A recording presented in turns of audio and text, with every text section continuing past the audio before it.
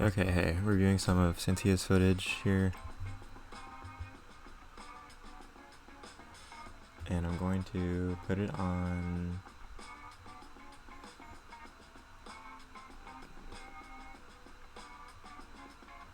fast speed and then just try to pick spots. Looks like we have 50 NL, 20 NL, 40 NL home game. Not saying, yeah, there's a broken stack here. 1, 2, 3, 4, 5. Is this like 7 max or something? Yeah, looks like 7 max games.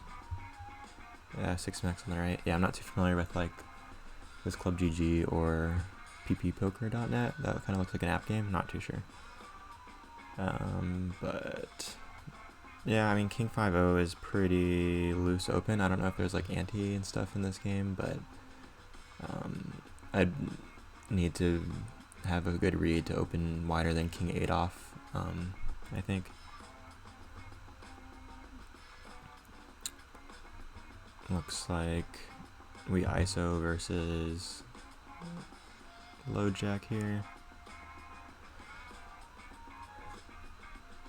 We have them potentially tagged as fish, and they open 3x from low jack, so yeah, I just go like 25p range or 33p range is probably fine on this board, and in most configs. King's really good for our range, and G-Dog's probably overcalling flop, I assume. Like, we have to be careful though, because like both players have tons of queen 10, jack 10, ace 10, king 10 really, so there's like a bunch of straight potential, so I think we check a lot on triple Broadway. I think our hand starts to get really attractive as a bluff candidate though. We block 9-10 suited, and we unblock like a lot of their folds I think that we want, like jack x, queen x that's ahead of us, and we'll fold to 3 streets is very tempting, so I think this is one we want to consider bluffing. I guess lower down pairs in our range are even better, but this one has nice properties, yeah, blocking the straight and not really doing well once we check. So yeah, that's just something to consider. I mean, this hand can try to show down if someone's like overcalling worse pairs on the flop, but just know that this hand probably doesn't have much showdown value. Once we reach this line, and it's a bluff candidate, at least consider it.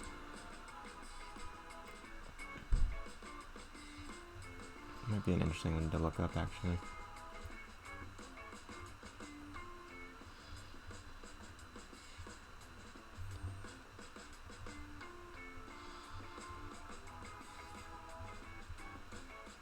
Ace 10 ISO, it looks like.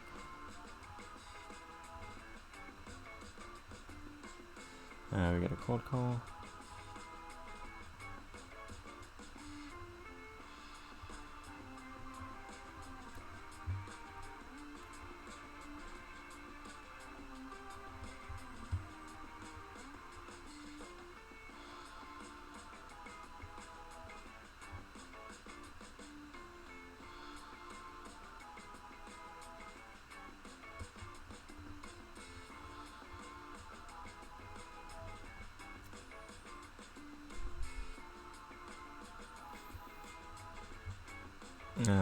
This mixes ace jack off, I think, versus cutoff. It looks like fish your person and 3x. I'm more tempted to just 3-bet here a lot.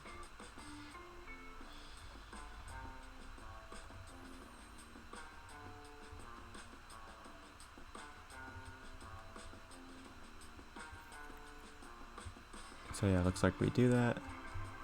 Ace 10, oh yeah, multi-way and stuff. I just gotta give up. I think with ace of spades we can bet a lot. We can also check raise a lot if we think this player will stab. It's getting weird though, because when they bet and we check raise, like, do we have non-all-in sizing? And if we get jammed on, it's really annoying. But yeah, I could see either or mixing here. And definitely tempted to bet more versus recreational. Now we pick up the gutter. I think I just go like 2E here, try to shovel it in, especially on a spade river.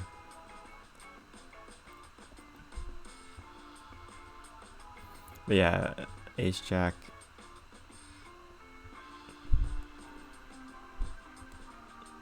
trying to decipher whether, like, if we get jammed on, if we bet the turn, if it's that big of a deal. Might be pretty easy pitch, meaning that it's nice to bet like this type of polarized hand and then check like stronger like flush draws that don't want to get jammed on and bet this type. But now we have the nuts. I'd at least like to see half pot, I think. Yeah, this is looking good. I think we just go bigger here, especially with the spade. They're never bluff raising us, so we're not getting value that way, so I think we basically just have to bet our hand ourselves.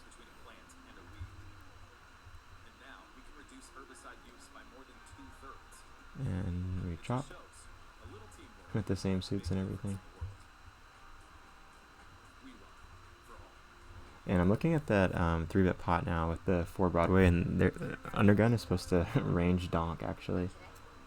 But when I force them to check, now we just check everything. And then it was like a 5 or something. I wonder. I'm just trying to see if we bluff 9s. Yeah. Looks like it's something to consider at least. It's interesting though that under the gun just range donks.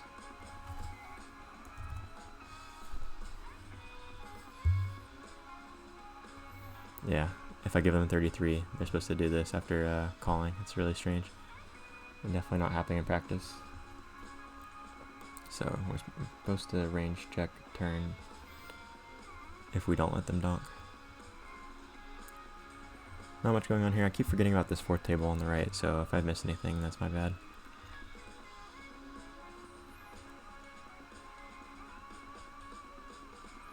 Looks like we got some 40 hertz frequency for focus. That's always a nutted play. Yeah, ace-8 off, I'd fold here. I would mostly fold it from cutoff too, unless I had a read.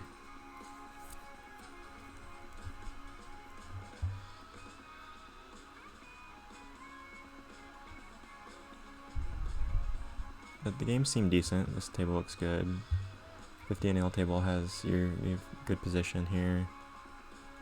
This table maybe is not as good. Alright, I'm looking at the app game. We open 2.5 flow jack.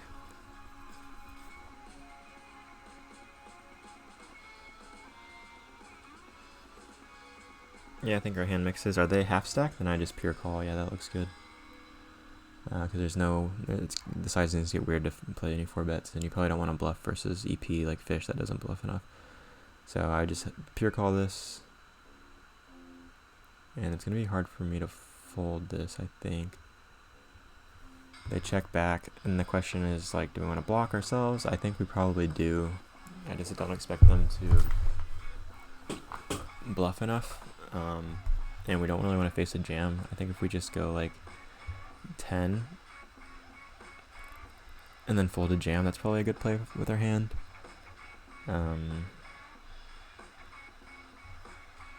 I just don't think 43 big blinds is going to slow play kings or aces here. So it's basically some queens, but then there's a good amount of 10s and like perhaps worse jack X and random stuff. So probably slight preference for a tiny block. Yep, that looks good. And they fold. We ISO 8s get called and then donked into, right? Is what it looks like by someone with a really short stack. So pretty easy fold here. Unfortunate.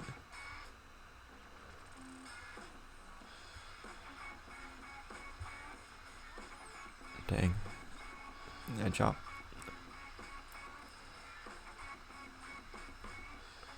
Huh, what happened here? They limp re-raise or something?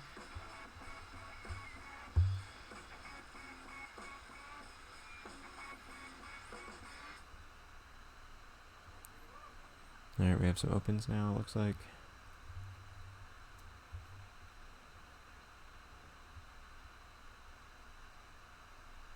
Or some ISOs, I mean. Yeah, these are insane 4-way ISO pots. I'm just playing very straightforward here in these types of situations. Yeah, it's basically just playing bingo once we go this multi-way, and definitely doing some amount of like equity-driven bluffing and trying to get off cap ranges, but mainly just betting strong. I don't hate this king 10 suited. Versus 48 VPIP, sure, maybe we can bet small and then check it down or something. But in general, more likely inclined just to bet like strong ace-x plus. Unless this was a heads-up ISO spot. Yeah, they might have been. Then I'm fine with betting more. At first I thought it was multi-way, maybe. I might have missed that.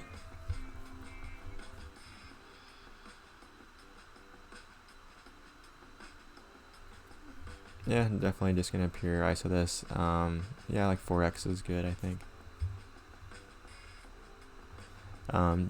Not for this combo, but just in general, we gotta be aware like 48 VPIP means that their like 3x open range is probably gonna be a little stronger, just because if they're mixing limps and that. So yeah, just something to be aware of. But I think our hand with the diamond, I don't hate a stab here.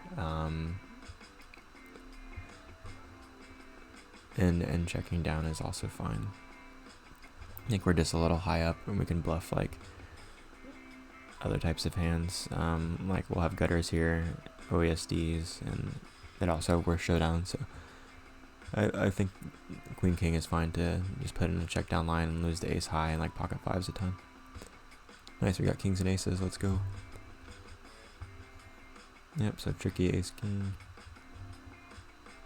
Alright, we get a cold call here, so hopefully we'll be able to get it in pretty easily versus min-max. And then aces, we get 2 limps. I'd just make it like 6 or 7 big blinds probably.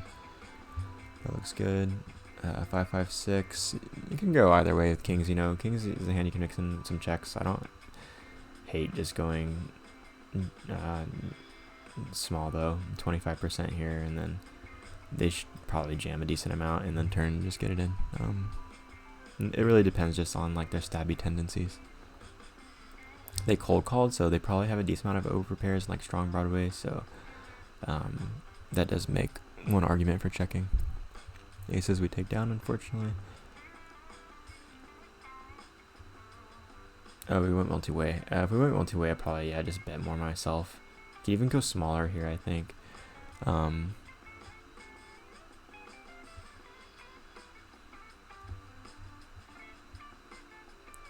Yeah, and then here, we just gotta rip it, yeah.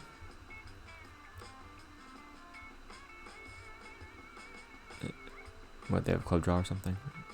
Oh, they just have OESD. Oh, okay, nice. Yeah, not the greatest result.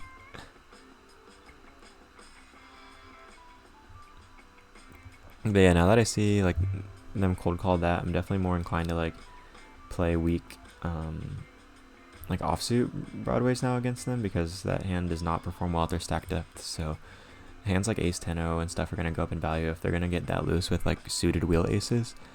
That's just something I would try to take note of. So yeah, king jack suited would be pure 3-bet here.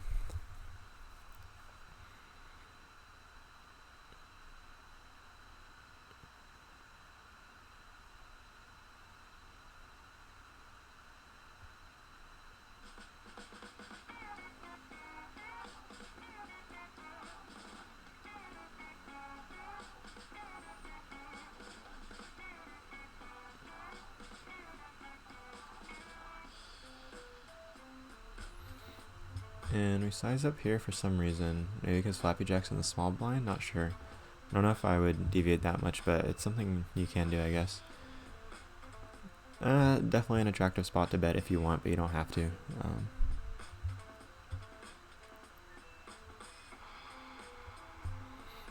Yeah, I think earlier you went to 2 big blinds with like your 5-3 of clubs or whatever. I think, yeah, I must have missed that, but I would just be overlimping that and overlimping this, I think. We get donked into, we get called. I think that's probably the best versus that sizing.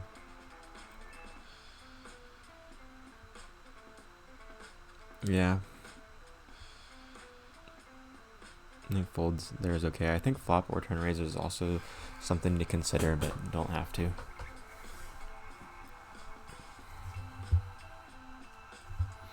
And that 4-6 of diamonds, yeah, I don't mind the fold when they go bigger multi-way like that. And we don't have anything going on besides like really weak backdoor diamond draw with the 6-4.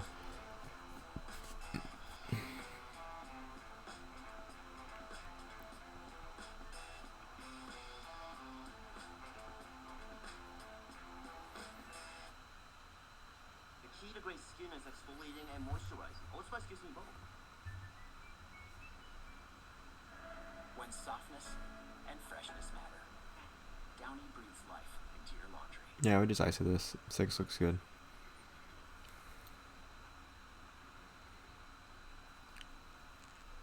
And without a heart, probably preferring to check here. King 7, yeah. Showdown looks good. Yeah, Ace 9, you're probably just talking about the heart or something. That's why you're spazzing the mouse, I assume. That seems fine. Some of these multi-way spots you might want to consider betting a little more liberally, just in general. Such as that like Queen King one, or the Ace King one recently, where we could have thought about raising with the gutter plus backdoor nut flush draw. Just some things to consider. It really depends on the opponent, like how mergy and crazy they're stabbing. Yeah, just not flopping anything here. I agree with just checking here. Hoping to show down against Ace-X. I think multi-way a bet doesn't accomplish that much here with the 5x.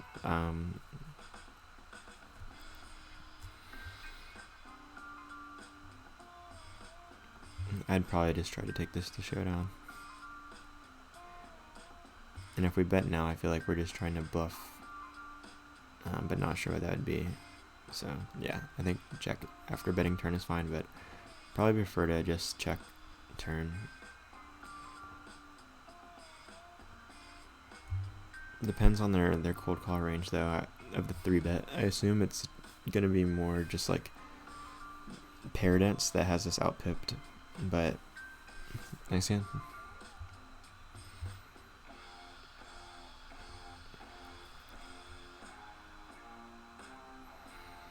Yeah, and this Jack's hand, I would just like 2E probably, maybe like half pot plus, and then jam turn. Yeah. Let's see what the SPR is like on the turn. It's 30, yeah, so jam probably fine. Obviously not on this card, but yeah. And non-jam sizes, if he bets out here, I think we float. And here, I don't think we can go all in. And any time we get jammed out, it's absolutely miserable, so probably just showing down. Yeah, exploitatively we can go this small size if we think we won't get jammed on. I don't hate that. Yeah, nice. Okay, wow. So I would definitely be taking notes on this. Nice little punching bag bet there. If they're super passive, we can just play our hand strength. That's fine. Looks like single raise pot here. Without a spade, it's definitely getting close versus half pot. Multi-way, I think it was. I might just fold that flop with no spade since it's multi-way. Heads up for sure. Check call is going to be very winning. But half pot multi-way without the backdoor flush draw.